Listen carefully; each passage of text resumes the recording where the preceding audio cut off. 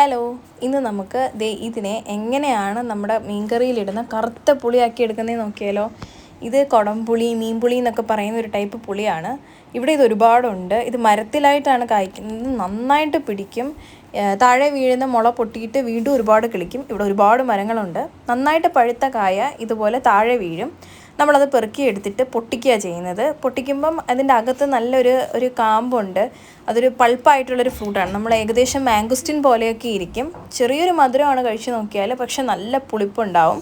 അത് നമ്മൾ എടുക്കത്തില്ല. ആ പുറത്തെ തോട് നമ്മൾ നന്നായിട്ട് കഴുകി വാലാൻ വെക്കുക ചെയ്യുന്നത്. ഈ പുളി പച്ചയ്ക്ക് ഈ പരുവത്തിൽ നമ്മൾ ചെറിയ മോര് കൂട്ടാൻ പോലൊരു മഞ്ഞക്കറി ഉണ്ടാക്കി കഴിക്കാൻ നല്ല ടേസ്റ്റാണ്. ചോറിൻ്റെ കൂടെ കഴിച്ചു കഴിഞ്ഞാൽ നല്ല രുചിയാണ്. ഈ അടുത്തായിട്ട് 1-2 റീൽസിനകത്ത് ഈ പുളി ഇതുപോലെ ഇട്ട് ഉപ്പിലിട്ട് വെച്ചേക്കുന്നത് ഞാൻ കണ്ടു. നമ്മളിതുവരെ ചെയ്തിട്ടില്ല, അതുകൊണ്ട് എനിക്ക് അതിനെപ്പറ്റി അത്ര അറിയില്ല.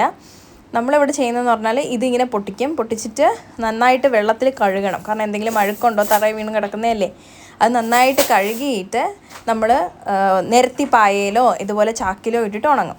വെയിൽ കിട്ടിയില്ല എന്നുണ്ടെങ്കിൽ നമ്മൾ അടുപ്പിൻ്റെ പുറത്ത് ഇതുപോലെ ചേര് മേളിൽ കിട്ടിയിട്ട് പുക കൊടുത്താൽ മതി.